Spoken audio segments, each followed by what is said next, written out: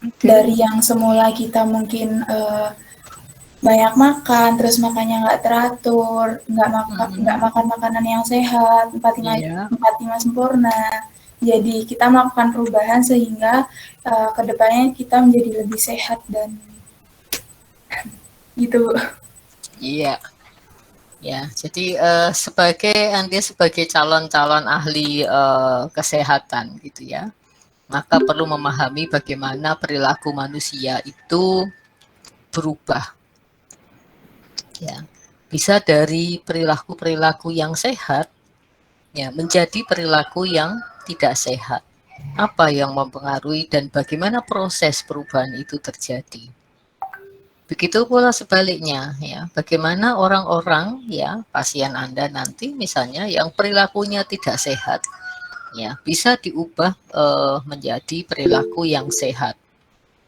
Nah, untuk itu Anda perlu memahami bagaimana tahap-tahap yang akan dilalui seseorang ya ketika perilakunya berubah.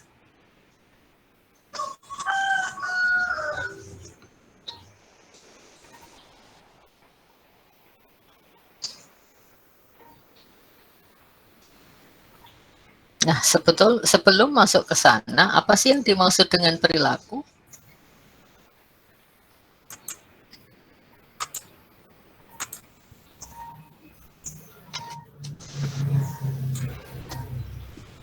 Tindakan, Bu. Tindakan, oke. Ada lagi pengertian yang lain? Perbuatan, Bu. Perbuatan, boleh persamaannya ya.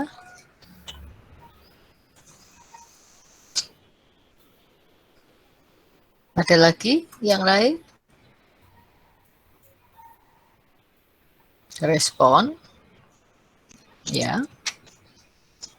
Reaksi, Bu. Reaksi, ya betul. Interaksi, Bu. Ya, interaksi. Jadi perilaku sebetulnya merupakan sebuah respon atau reaksi terhadap rangsang atau stimulus. Ya, sehingga sebuah perilaku itu tidak berdiri sendiri. Ya, mesti ada yang mendahului ya dan atau dia merupakan respon ya terhadap sesuatu.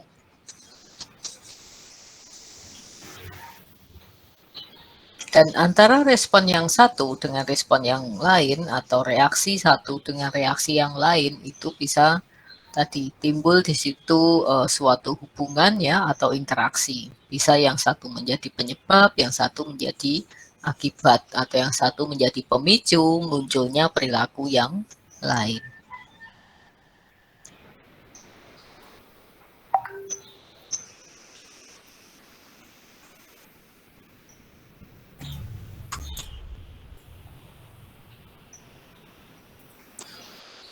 Nah, apa yang menyebabkan seseorang melakukan suatu tindakan gitu ya, atau berperilaku tertentu, itu yang kemudian menjadi kajian atau bahasan di dalam ilmu psikologi. Ada banyak faktor nanti yang menyebabkan seseorang itu melakukan tindakan-tindakan tertentu.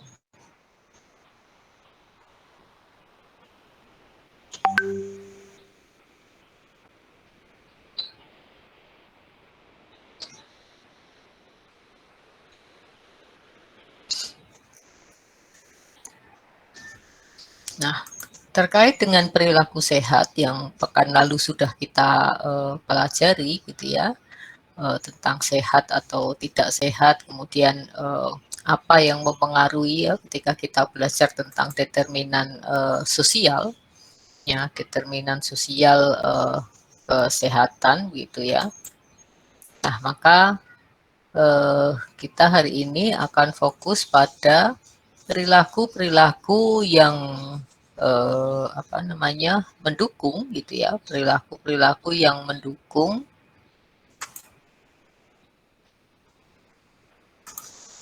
ya, perilaku-perilaku yang mendukung kesehatannya seseorang.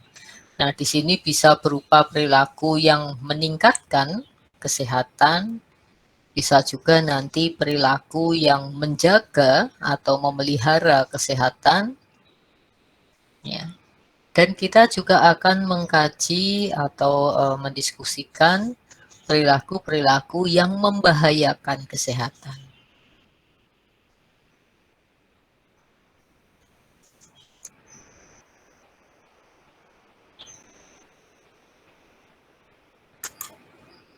Nah, jika perilaku-perilaku ini dilakukan secara teratur, ya, secara rutin, gitu ya, oleh individu, maka dia disebut dengan kebiasaan.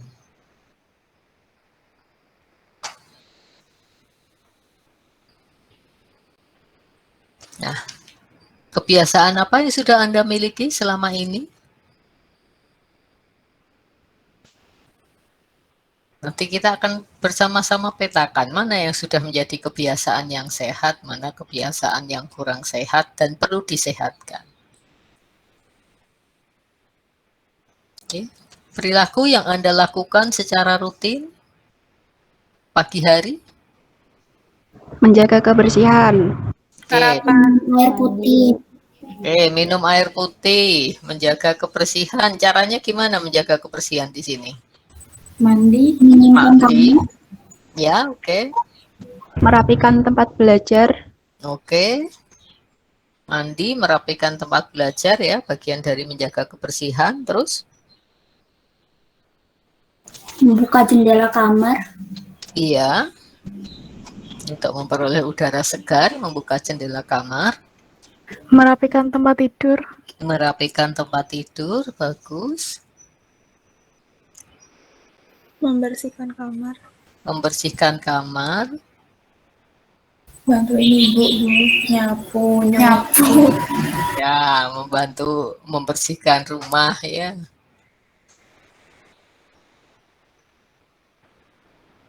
Oke, yang laki-laki kok belum ada suaranya ya? Kalau pagi ngapain ya? Ini yang putri-putri sudah rajin membersihkan kamar, mandi, membantu ibu. Ya, mungkin Sarapan, Bu. ya, Bu. Sholat subuh dulu, Bu. ya, sholat subuh dulu, terus tidur lagi enggak? Olahraga, Bu, kalau niat. Sempat tidur lagi, Bu. Ya, ini penyakit ini ya.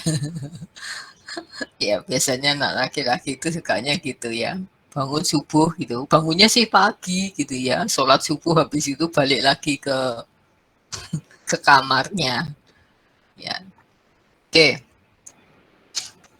Dari perilaku-perilaku atau kebiasaan yang Anda lakukan selama ini, mana yang sudah merupakan perilaku yang mendukung kesehatan Anda? Tadi sarapan, oke, 1. Ada lagi? Minum air putih tiap bangun tidur, Bu. Ya, minum air putih. Ya, itu juga penting untuk melancarkan metabolisme. Ya. Ada lagi kebiasaan-kebiasaan kecil mungkin yang Anda lakukan? Jalan pagi sekitaran rumah, Bu. Gimana? Jalan pagi sekitaran rumah. Oke, jalan-jalan pagi ya, olahraga ringan. Mencuci muka, Bu, biar nggak ngantuk. Ya, cuci muka. Berjemur, oke, untuk memperoleh asupan vitamin D ya. Cuman kalau mau berjemur yang yang baik itu kulit kena langsung ya. Kulit kena langsung sinar mataharinya. Jadi kalau bisa berjemurnya itu misalnya di pekarangan belakang rumah gitu ya, kalau itu berpagar gitu, yang putri-putri terutama. Ya, kalau Anda berjemur tapi pakai kerudung rapat, baju panjang, ini panjang itu sinar mataharinya tidak kena ke kulit. Ya, padahal yang baik menurut ahli itu yang kena ke kulit gitu ya. sehingga bisa pakai baju pendek ya, nggak pakai kerudung dulu tapi tempatnya tertutup, maksudnya berpagar gitu ya. Kalau Anda berjemurnya di lapangan rapat itu sinar mataharinya nggak kena ke kulit. Oke, yang lain lagi apa? Yang menurut Anda menjaga kesehatan, tidak hanya pagi, sekarang kalau siang atau malam. Oke, tidur teratur. Berapa jam kita seharusnya tidur menurut 6 kesehatan? sampai 8. 8. Apakah selama ini terpenuhi? Tidak. Kuliah itu tidak, Bu. Kenapa tidak bisa terpenuhi? Saya, Bu. Tugas, Bu. Banyak tugas. Saya, Bu. 5 jam doang, Bu, tidur, Bu. Oke. Tugasnya banyak ya? Banyak, Bu. Ya, masa pandemi ini rata-rata begitu ya. Jadi merusak waktu istirahat memang. Ya, aktivitas-aktivitas karena tidak dibatasi oleh ruang, maka waktunya ini yang menjadi diterjang. Ya, seperti para dosen juga begitu. Ya, biasanya kalau di kantor kerja sampai jam 4 pulang gitu ya, sudah gitu. Nah, sekarang tidak. Kadang-kadang malam masih ada yang konsultasi, kadang-kadang ada yang tanya ini itu gitu ya. Kadang-kadang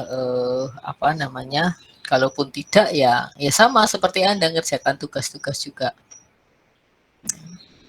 Jadi kita sebetulnya sama. Anda ngerjakan tugas, dosen ngoreksi tugas. Ya. Nah, itu kan nggak mungkin pas ngajar gini saya ngoreksi tugas ya. Jadi sama sebetulnya ya. Jadi 11-12. Dan jam kerja itu juga menjadi lebih panjang.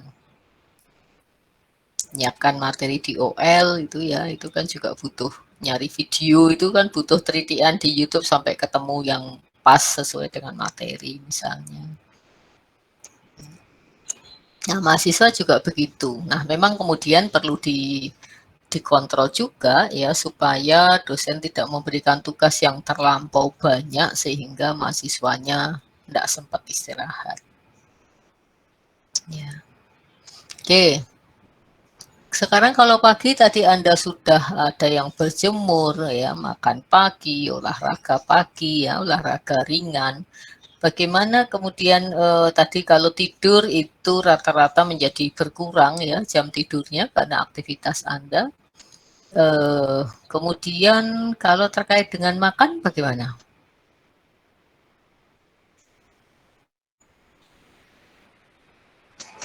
Sudahkah makan teratur? Yuk, kebiasaan. Belum, Bu. Kan 3 kali sehari. Sudah, Bu. Kadang-kadang, Bu. 2, kadang. Kadang 2. Kadang 4, Bu. Kadang 4. Sekali aja, Bu. Oke, kadang 2, kadang 4. Ya. Proporsi menunya bagaimana? Sedikit. Seadanya, Bu. Harusnya sih yang komplit, Bu. Tapi karena nggak ada, jadinya ya seadanya aja, Bu. Apa yang ada di dapur aja, Bu? Oke, apa yang ada di dapur. Nah, yang penting kan ada sayur dan lauk ya. Masalah lauknya kan bisa beragam menyesuaikan dengan kondisi masing-masing. Sehat itu makanan sehat tidak harus yang mahal. Ya, tetapi bagaimana mengolah bahan-bahan makanan ya yang tidak mahal itu menjadi menarik dan enak untuk dinikmati. Ya. Itu yang juga penting ya. Oke, terus kaitannya dengan kesejahteraan. Di masa pandemi ini, kalau saya minta Anda memilih gitu ya, dari skor 1 sampai 10, seberapa sejahtera Anda? 6. 5. 5. Oke. 5, 6. Ada lagi? 5,5, Bu. 5,5. Oke. Apa yang membuat Anda menyatakan memilih skor itu?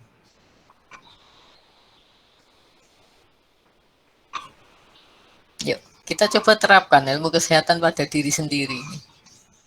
Apa yang membuat Anda memilih skor itu?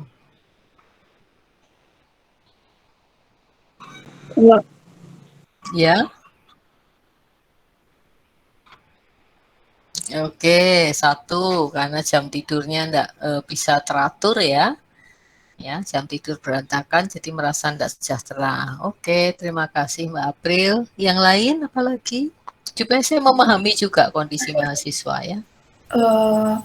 Makan juga nggak teratur Bu, karena udah sibuk nugas jadinya kadang lupa. Oke. Oke, karena tugas-tugas belum mungkin menuntut ya untuk segera diselesaikan sehingga lupa makan. Oke, ada lagi? Kurangnya liburan, Bu. Kurang? Liburan. Nah, kurang liburan, bentar lagi. Anda kuliahnya apakah sampai akhir pekan? Enggak tuh? Sampai Jumat saja kan? Atau ada yang kuliah Sabtu? Sabtu PPD, Bu. Malah Sabtu. Sabtu kosong toh kuliahnya? Kosong ada Ada apa? Bimbingan. Oh, mentoring ya. Ya, mentoring kan pagi saja toh? Iya, Tapi seminggu ini ada itu Bu, ospek. Kalau saya ada kuliah tambahan Bu untuk mata kuliah agama hari Sabtu. Oke, saya pikir kalau hari Sabtu bisa off. Ya. Oke, baik. Jadi tadi ya, makan menjadi tidak teratur, tidur menjadi tidak teratur. Terus apa lagi?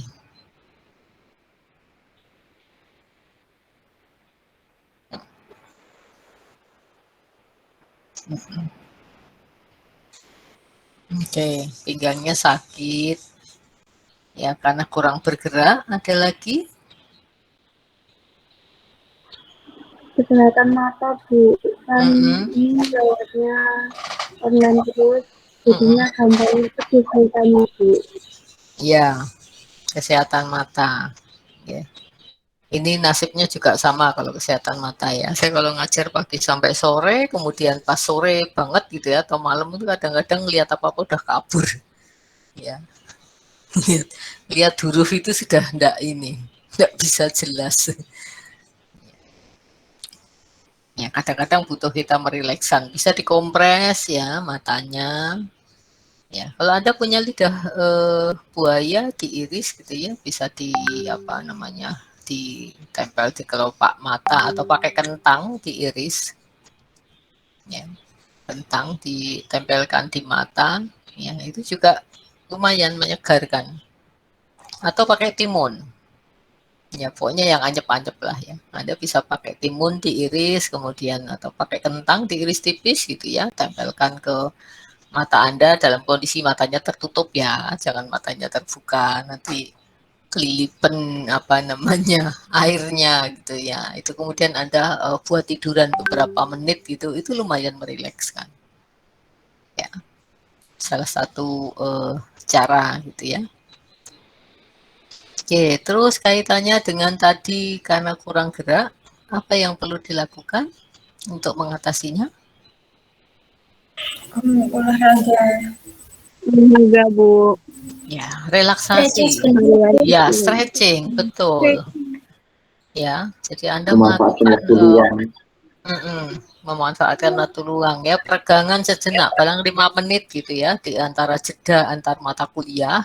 Anda bisa manfaatkan dengan jalan-jalan di rumah gitu ya, atau Anda senam-senam ringan sebentar, stretching sebentar, ya supaya badan-badan otot yang kaku karena duduk saja ya itu kemudian juga bisa teratasi. Kalau Anda punya kebiasaan rutin olahraga itu juga lebih baik ya. Kalau yang muda itu rasanya di pinggang, kalau yang sudah menua seperti saya itu di lutut ya. Kelamaan duduk itu biasanya nanti lututnya juga sakit.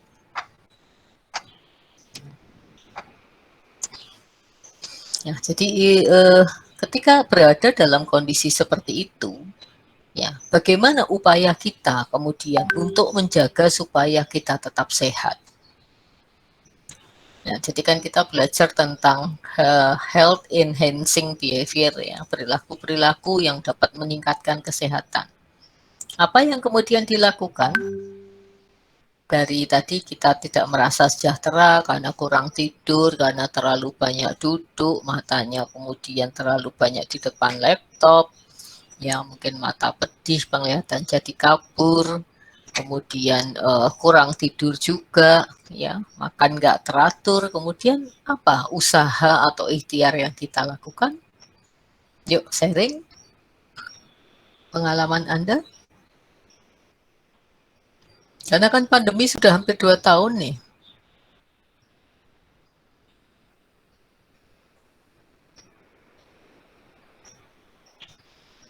Ya, pandemi itu kan mulai Maret ya, Maret 2020.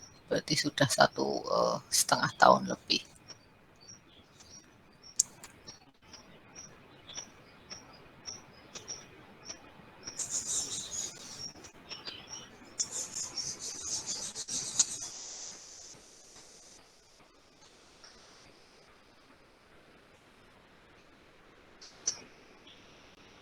Yuk, apa yang dilakukan? Bagaimana proses Anda beradaptasi terhadap perubahan-perubahan di masa pandemi ini? Biasanya anak-anak muda, kalangan muda itu lebih adaptif dibandingkan yang kalangan-kalangan tua.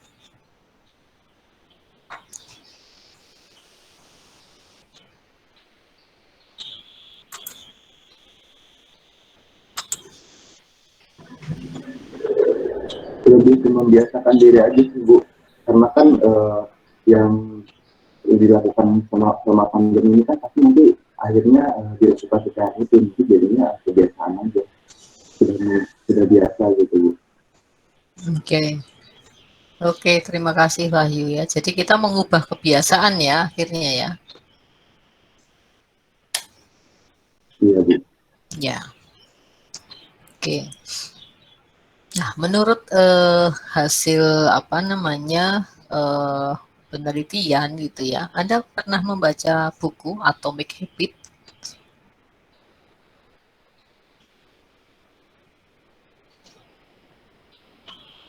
Pernahkah membaca? Ya. Bagaimana perubahan-perubahan kecil gitu ya di buku itu dikatakan sebagai atom karena atomic habit, jadi kebiasaan-kebiasaan yang kecil-kecil gitu ya. Nah, kebiasaan kecil-kecil itu ternyata ketika dilakukan secara rutin ya, terus-menerus, itu dampaknya luar biasa dalam jangka panjang.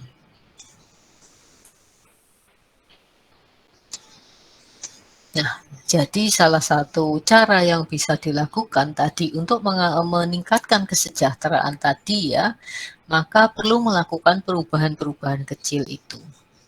Nggak usah yang muluk-muluk lah untuk berubah karena semuanya gitu ya, semuanya akan berubah secara drastis. Mulai dari hal yang kecil, satu dulu hari ini apa yang akan dilakukan untuk perubahan. Diusahakan itu kemudian dilakukan secara rutin, baru kemudian ditambah lagi dengan kebiasaan kecil lainnya.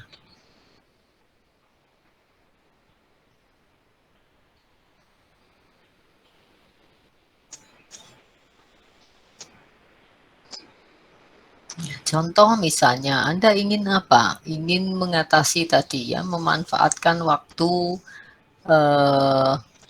dengan baik ya, karena waktu kita sama sebetulnya, sama-sama 24 jam. Nah, bagaimana kita memanfaatkan dari menit ke menit, itu yang kemudian menjadi kunci. Apakah pengelolaan waktu kita menjadi efektif atau tidak?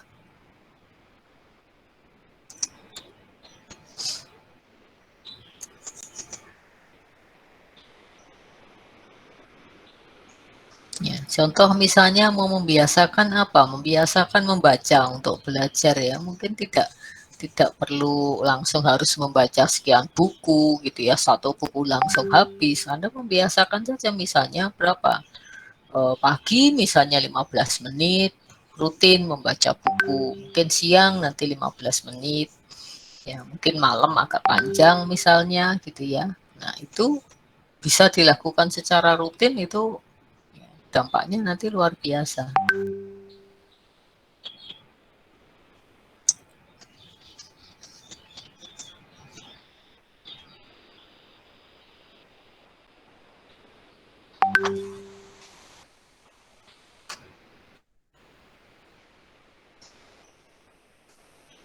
Ya, tadi misalnya ada yang mengusulkan stretching, oke stretching ya, mungkin dimulai dibiasakan. Di jeda antar kuliah stretching 5 menit, sudah itu saja yang dilakukan misalnya.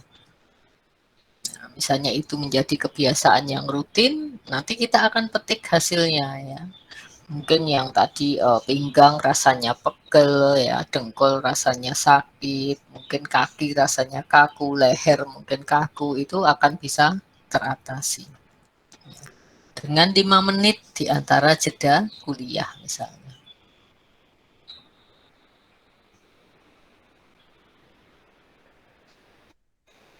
Nah, begitu pula tadi kebiasaan menjaga kebersihan yang sudah Anda lakukan itu kan juga merupakan sebetulnya atomic habit yang sudah Anda miliki sejak kecil.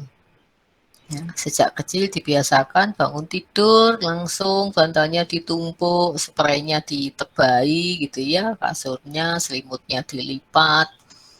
Ya, habis itu baru ke kamar mandi misalnya. Nah, itu juga termasuk atomic habit itu kalau misalnya menjadi kebiasaan yang terbangun sejak dulu sampai sekarang. Ya, akhirnya punya kontribusi apa kebiasaan kecil itu? Kamar Anda akan selalu rapi. Ya, dari tindakan yang nampaknya kecil atau sepele. Gitu. Nah, ini nanti juga akan berlaku untuk beragam kebiasaan-kebiasaan yang mendukung kesehatan kita. Kebiasaan makan sayur, kebiasaan makan buah, ya misalnya, kebiasaan makan teratur dan sebagainya. Oke, itu pengantar dari saya. Kita akan lanjutkan dengan diskusi.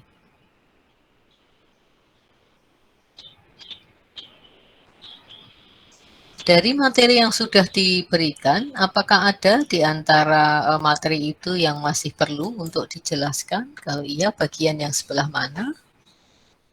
Atau mungkin Anda punya pertanyaan-pertanyaan ketika belajar ada bagian-bagian yang Anda merasa kurang jelas. Monggo, silakan.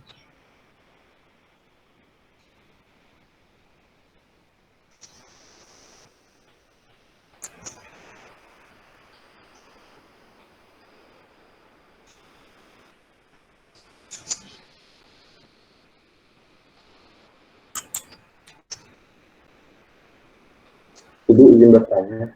Oke, silakan. Tadi kan Ibu bilang bahwa dalam beradaptasi terhadap suatu hal itu kan perlu merubah hal-hal kecil secara rutin. Di sini saya memahami bahwa ketika beradaptasi tersebut perlu waktu dan proses tadi untuk mencapai kebiasaan. Nah, pertanyaan saya, ketika seseorang yang ingin beradaptasi tersebut merasa kayak terberatkan atau mungkin tertekan terhadap perilaku-perilaku yang harus dibiasakan. Nah, itu tuh menurut Ibu tips dalam menghadapi itu bagaimana ya Bu? Karena menurut saya pada akhirnya nanti takut mengganggu kesehatan mental dari orang tersebut. Terima kasih. Oke.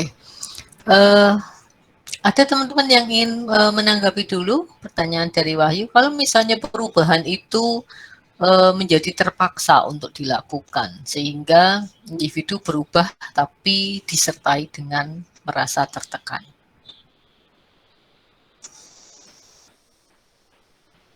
Bagaimana menurut Anda?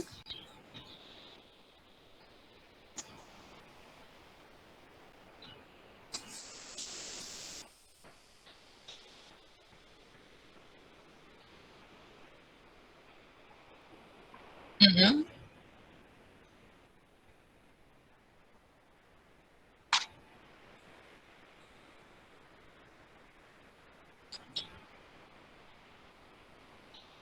Ya, kadang paksaan memang perlu begitu ya. Oke, ada lagi pendapat yang lain?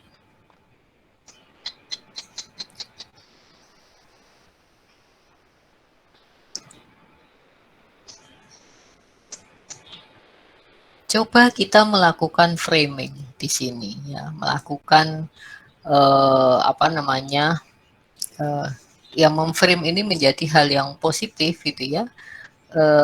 Ketika kita harus berubah ya, melakukan sesuatu, maka yang menjadi fokus kita bukan perilaku apa yang akan kita lakukan itu, tapi tujuan dulu ya, capaian seperti apa sih yang ingin kita wujudkan, itu yang menjadi semangat kita di sana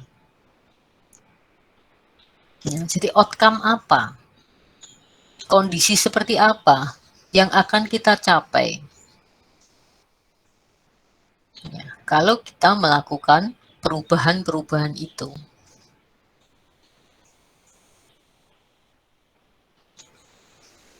Ya, jadi goal-nya dulu ya, atau outcome-nya dulu yang menjadi pemikiran kita.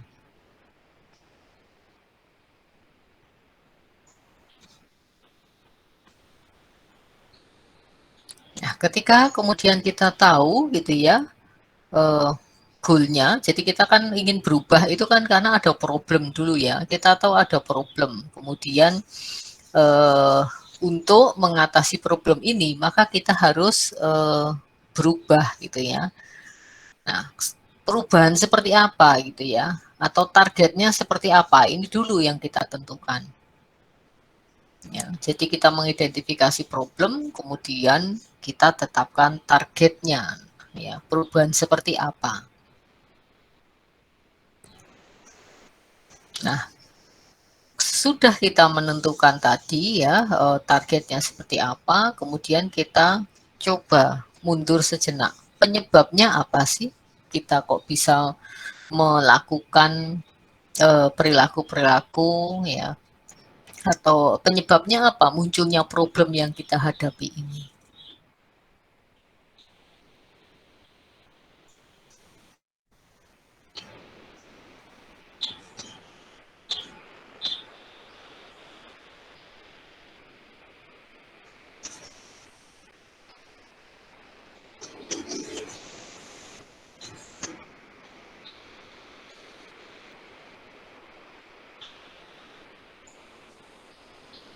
Nah,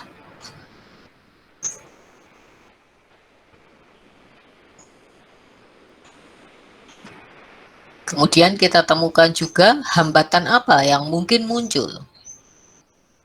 Ya, kalau kita tadi berubah, itu nanti hambatan-hambatan apa yang mungkin muncul. Ini juga kita identifikasi.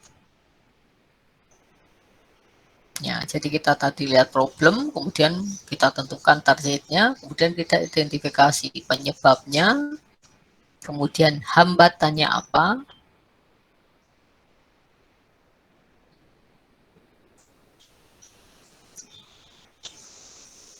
dan yang berikutnya lagi sesudah kita mengidentifikasi hambatan adalah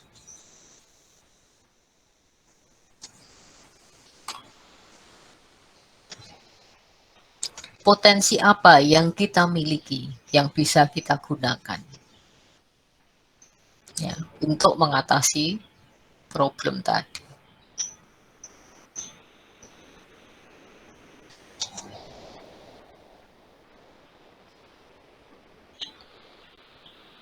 Nah, dari kita melihat ya potensi atau sumber daya yang kita miliki untuk mengatasi problem itu, kemudian kita tentukan langkah apa yang perlu kita lakukan ya. Tentukan saja satu langkah yang kecil gitu yang kita mulai untuk perubahannya.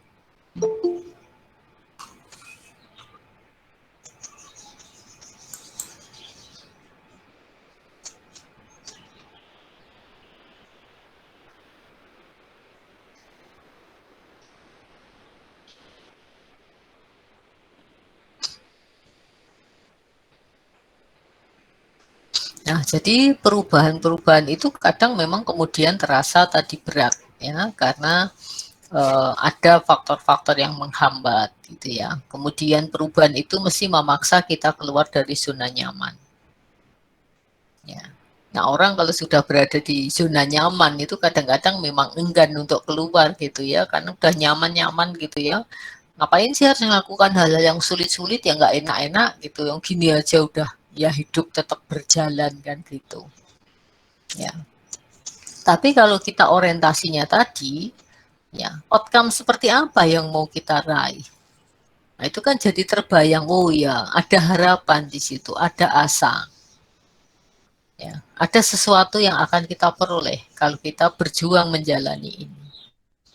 Nah, jadi dengan kondisi seperti ini kita mencoba memetakan tadi, maka ketika kita melakukan perubahan-perubahan itu, motivasinya jadi jelas. Kemudian kita juga punya tujuan yang lebih konkret, yang lebih jelas.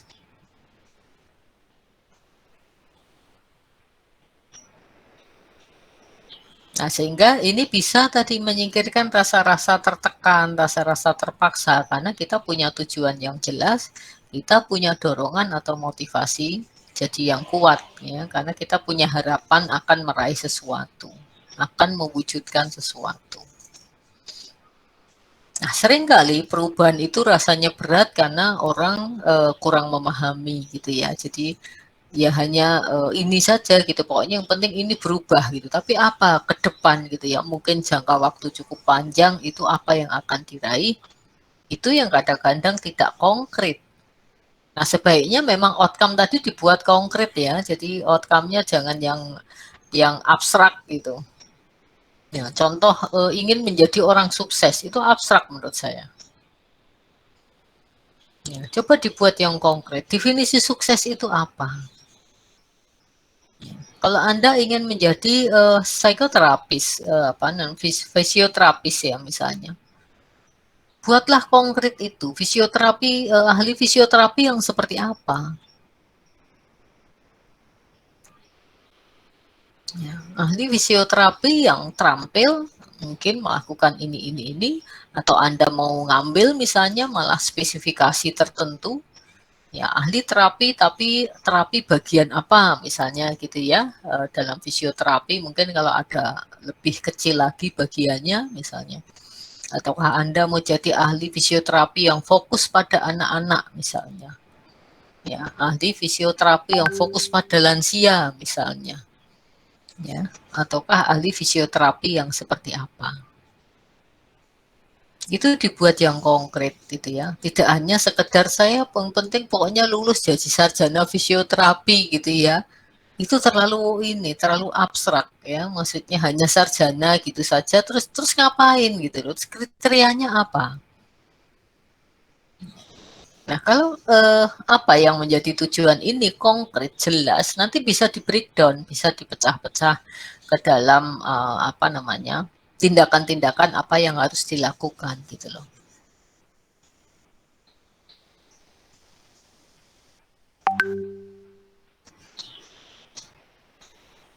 Ya, jadi menurut saya seperti itu Wahyu. Monggo kalau ada feedback kemudian atau dari teman-teman ada yang mau bertanya lebih lanjut atau menambahi boleh, silakan. Jadi intinya adalah kita tuh harus tahu tujuan dan juga harus tahu tujuan dan juga yang pokoknya nanti untuk jadi motivasi kita dalam menghadapi hambatan di depan itu ya, untuk supaya nanti tidak terberatkan gitu. Tujuannya itu harus konkret. Konkret kalau perlu ada ininya, ada standar pengukurannya gitu loh misalnya. Anda ingin jadi sarjana fisioterapi, oke gitu ya. Tapi yang seperti apa? Kapan itu mau Anda raih? Misalnya, saya 4 tahun harus lulus. Ya, misalnya, dengan punya keterampilan apa misalnya. Ya, jadi tidak hanya sekedar lulus fisioterapi gitu. Anda punya target waktunya, kemudian di situ Anda juga menentukan kriteria atau skill apa yang Anda miliki.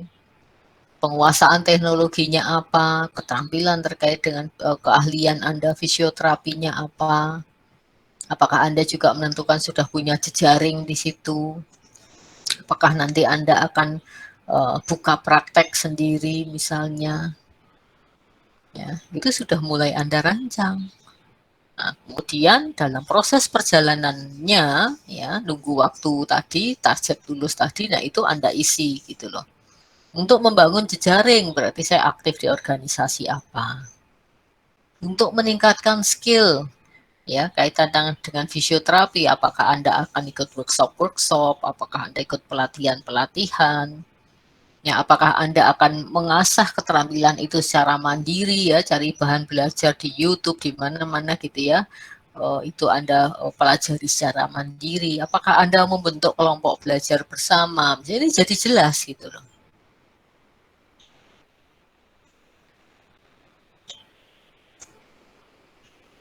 Nah, dengan tadi tujuan yang jelas, target yang jelas, maka ikhtiar, ya, ikhtiar yang dilakukan pun menjadi lebih terarah, lebih fokus.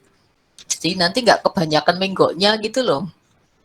Ya, menggok yang kadang-kadang nggak ada hubungannya. Yang nggak ada hubungan dengan target atau tujuan yang mau diraih. Nah, itu kan jadi repot kalau seperti itu. Nah, seringkali kita kalau tidak punya tadi gambaran besarnya gitu ya, ke depan mau apa, kadang-kadang menggok sana, menggok sini, menggok situ gitu, tahu-tahu kok waktunya udah habis, kok tugasnya nggak selesai misalnya ya gitu.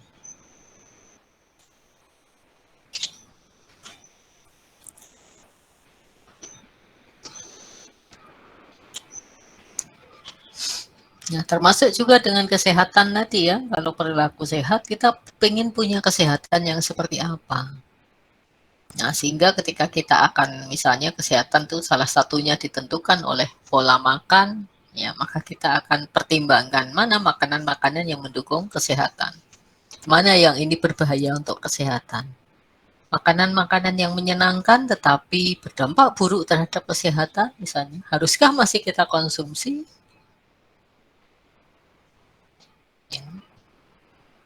Makanan-makanan yang mungkin tidak bernutrisi tetapi memang enak gitu ya. Nah, itu kan apa sumbangannya untuk kesehatan? Kalau memang tidak baik, ya kenapa tidak dihindari saja gitu, kita ganti ya, dengan yang lebih sehat. Nah, karena itu nanti kan tabungan juga ya, kebiasaan tadi ya. Makan mie instan sering gitu ya, sebulan sampai berkali-kali gitu.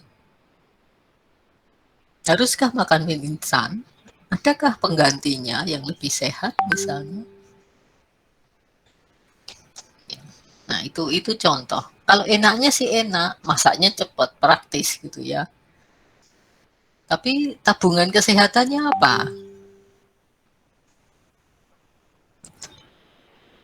Untuk kesehatan kita jangka panjang. Ya, ini contoh yang sepele gitu ya, tapi kadang-kadang dilupakan.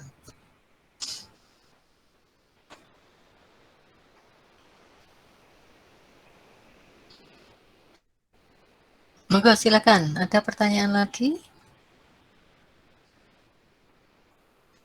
Silakan April.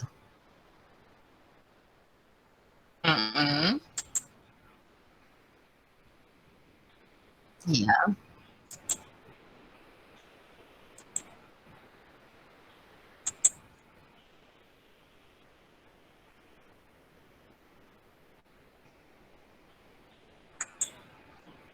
Motif itu sebetulnya sesuatu yang mendorong seseorang untuk melakukan sesuatu.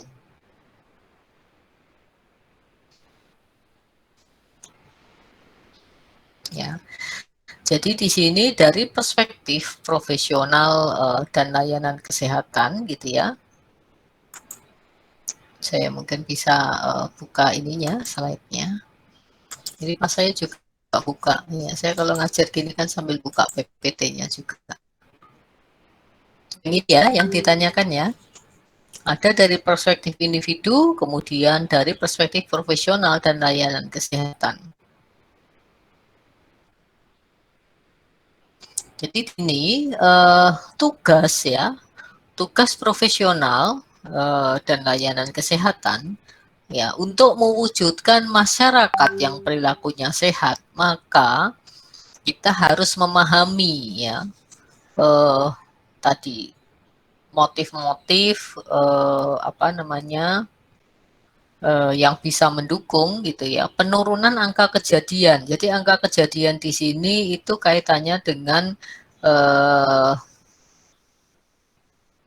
penyakit ya, maksudnya apa? Jumlah kasus. Ya. Jadi bagaimana para profesional kesehatan ini ya punya motivasi gitu ya, punya dorongan untuk menurunkan angka kejadian dan beban masalah kesehatan di masyarakat. Jadi menurunkan angka-angka kejadian atau kasus-kasus ya, jumlah kasus. Ya, jumlah kasus-kasus penyakit gitu ya. Dan juga problem di sini ya, beban masalah kesehatan ini artinya adalah problem-problem kesehatan yang terjadi di masyarakat.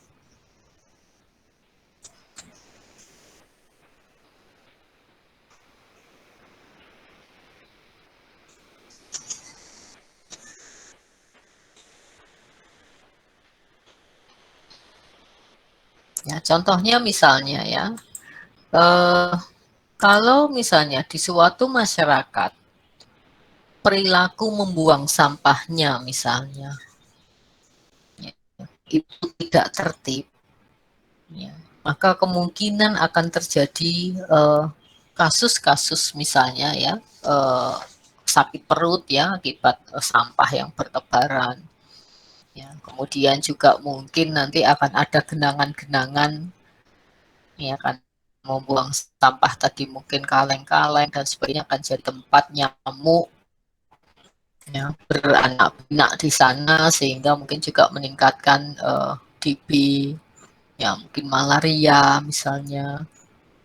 Nah itu kan akan menjadi beban bagi masyarakat kalau di suatu komunitas, suatu masyarakat nanti ada wabah-wabah gitu ya, ada banyak kasus-kasus orang berpenyakit ya akibat lingkungan kesehatan yang buruk.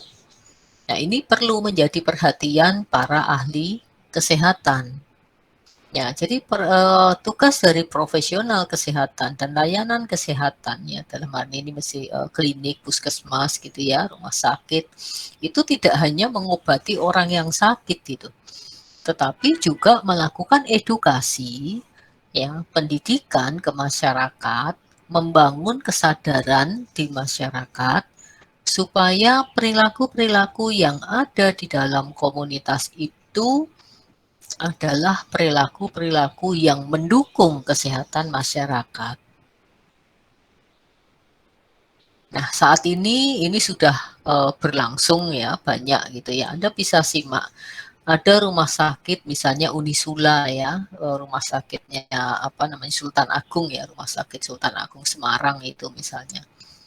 Ya, itu sering mengadakan acara webinar, talkshow ya terkait dengan bagaimana misalnya menjaga diabetes supaya nggak kambuh, ya mengenali diabetes dan cara-cara apa namanya merawatnya. Ya, kemudian juga mencegahnya supaya tidak mengalami diabetes seperti apa. Nah, itu dilakukan melalui YouTube channel mereka. Ya, kebetulan di sana itu kan ada apa namanya? Ada Dokter Yongki ya yang dulu mantan Dokter Yongki ini spesialis penyakit dalam, tapi dulu mantan ini akademi itu yang Indosiar itu yang nyanyi itu ya. Afi akademi apa namanya? Saya lupa. Pokoknya sing penyanyi gitu ya di Indosiar. Nah, jadi dia sering adakan talkshow itu. Ya. Kadang-kadang dia jadi hostnya, kemudian mewawancara misalnya dokter ahli spesialis yang lain gitu membahas tentang suatu penyakit ya, kemudian ini disebarkan di medsos. Ya, kemudian kampanye dengan melalui brosur, ya, microblog misalnya. Anda tugasnya kalau membuat microblog boleh ya.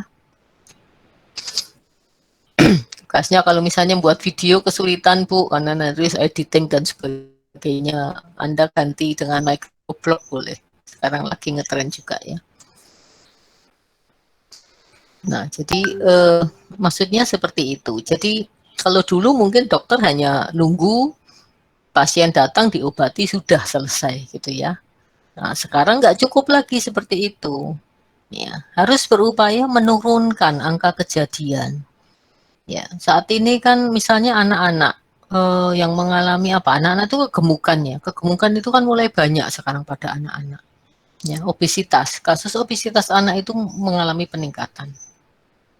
Ya, kenapa? Karena anak-anak sekarang jarang yang mainannya bergerak gitu kan, bermainnya bergerak, banyak yang main game, ya mainannya gadget gitu, sehingga kan cuman duduk sambil ngemil, sambil makan, ya makannya jalan terus, minum susunya jalan terus, tapi tubuhnya tidak bergerak.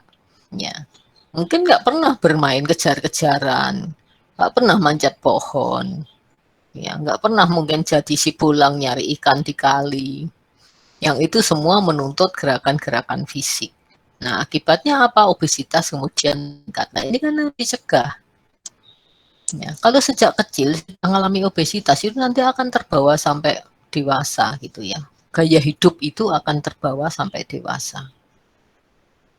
Anda bisa lihat deh, keluarga yang orang tuanya gemuk, rata-rata kan anaknya juga gemuk. Ya, Anda bisa perhatikan itu. Kenapa? Karena gaya hidup itu diwariskan ke anak. Ya, dalam hal makan, bagaimana pola makannya, menu ya, perilaku makannya, menu yang dipilih, kebiasaan-kebiasaan terkait dengan makan yang dibangun pada anak itu kan dari orang tuanya. Ya, jadi ini nanti akan menurun gitu. Nah, kalau orang tuanya diabetes, nah berarti kan anaknya juga punya risiko 6 kali lebih besar dibandingkan yang lain. Nah, jadi ini yang perlu juga diperhatikan. Makanya edukasi tadi oleh tenaga kesehatan menjadi penting ya. Kampanye berhenti merokok, edukasi berhenti merokok. Kenapa? Ya, salah satu hal yang juga punya kontribusi besar ya terhadap kemiskinan itu adalah rokok.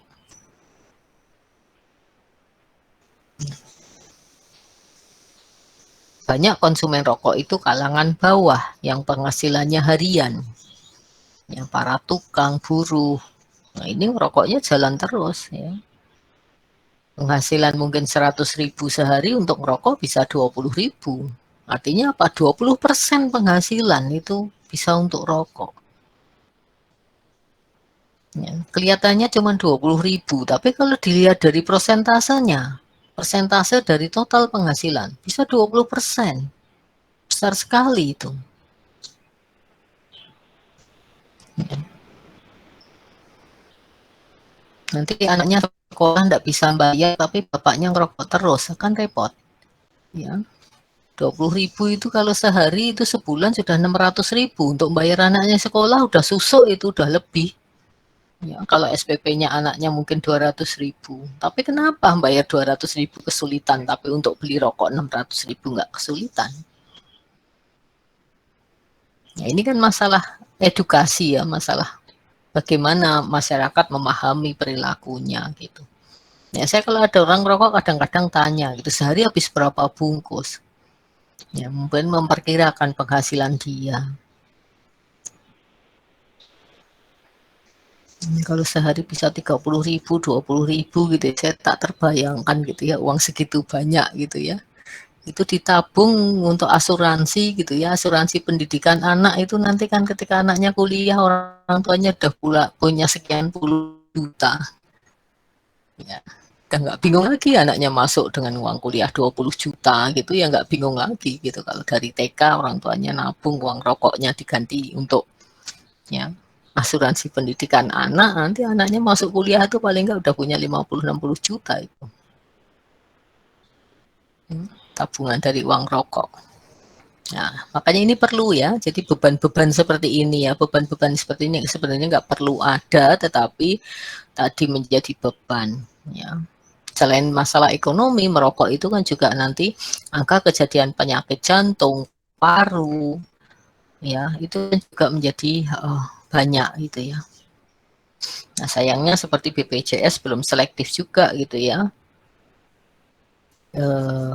Kalau orang yang merokok ya tetap ditabung katakanlah gitu ya. Ya, kalau saya sih idealnya seperti itu ada pemilahannya. Jadi kalau perokok misalnya maka tanggungan BPJS untuk bagian apa-apa penyakit itu mungkin gugur gitu ya, nggak bisa digunakan kalau dia merokok gitu. Itu mungkin akan lebih fair ya, dan mengedukasi masyarakat. Karena biaya orang penyakit jantung itu kan mahal sekali kalau ditanggung BPJS ya. Padahal itu diperoleh karena perilaku ngerokok misalnya kan.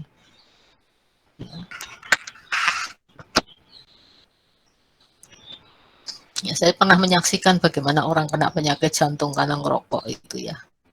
Di masa-masa akhir itu ya, akhir-akhir hayatnya gitu. Ya, jadi dari muda orang ini ngerokok terus sampai tua ya, artinya sampai umur 70-an gitu. Begitu di akhir hayatnya itu kena penyakit jantung. Dan keluhannya luar biasa ya, dadanya rasanya panas terus gitu. Napasnya berat, kemudian dadanya rasanya sesak dan panas katanya. Ya, jadi itu mungkin entah jantungnya mengalami pembengkakan atau apa, saya tidak tahu ya. Tapi itu salah satu akibat. Oke, silakan yang lain. Jadi begitu Mbak April ya, harus diedukasi. Ya, silakan kalau masih ada pertanyaan lagi. Ya, sami-sami. Monggo ada lagi teman-teman? Izin tanya Bu. Ya, silakan. Rafika. Apabila kita misal teman kita melakukan perubahan perilaku yang menurutnya itu baik, tapi kalau dari sisi kita itu malah merugikan dirinya, itu sebaiknya kita itu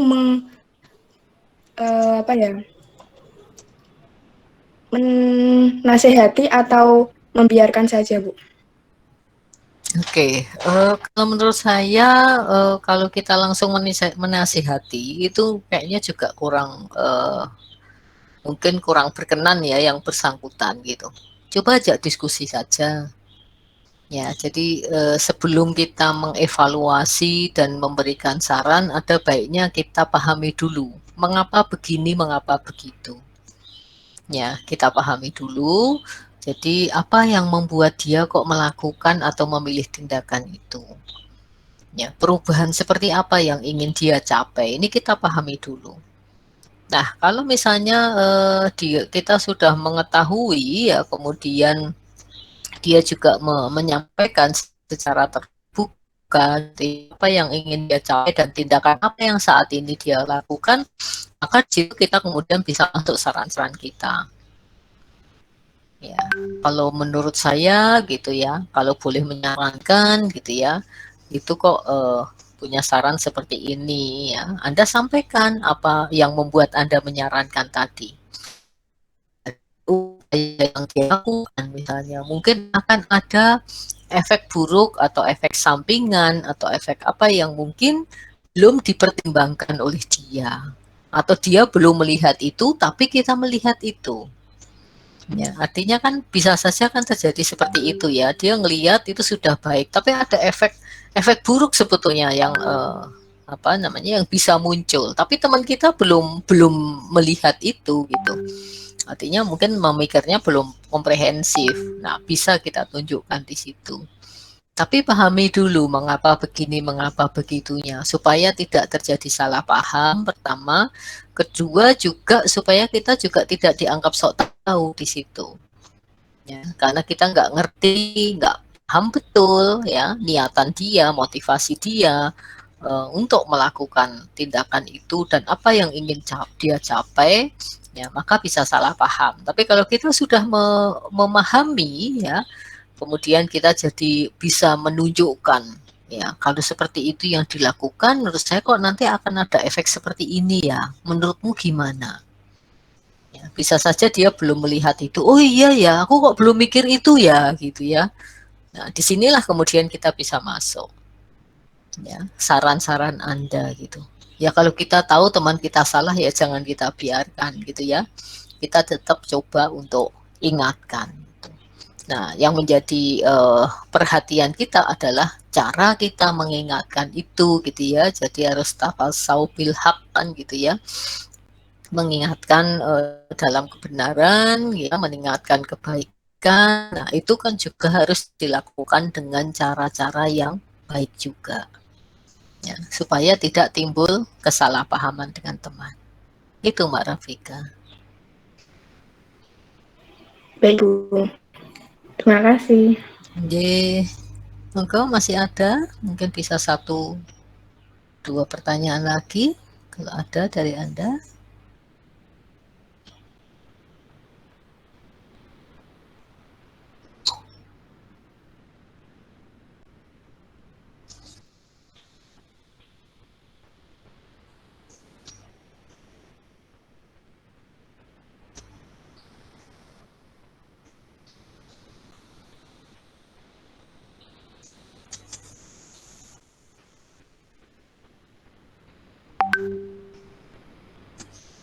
Sudah? Cukup? Ya, saya ingat kita membahas tentang perubahan teori-teori terkait dengan perubahan perilaku kesehatan itu ada 2 pertemuan ya. Jadi pertemuan sekarang dan pertemuan yang akan datang. Nah, jadi ada banyak teori di sana ya. Ada bagaimana perubahan itu dari learning theory ya atau behavioral theory, kemudian cognitive theory ya, kemudian ada HBM ya, the health belief model, kemudian TPB ya, theory of planned behavior, trans-theoretical model of behavior change atau perubahan perilaku ya, model trans-teoritis, kemudian motivational interviewing dan the health action process approach. Ya, jadi kita akan lanjutkan di pertemuan yang akan datang. Silakan teori-teori itu betul-betul dipahami, dipelajari. Ya, nanti saya mungkin akan tambahkan lagi video ya terkait dengan motivational interviewing ya untuk materi pekan depan.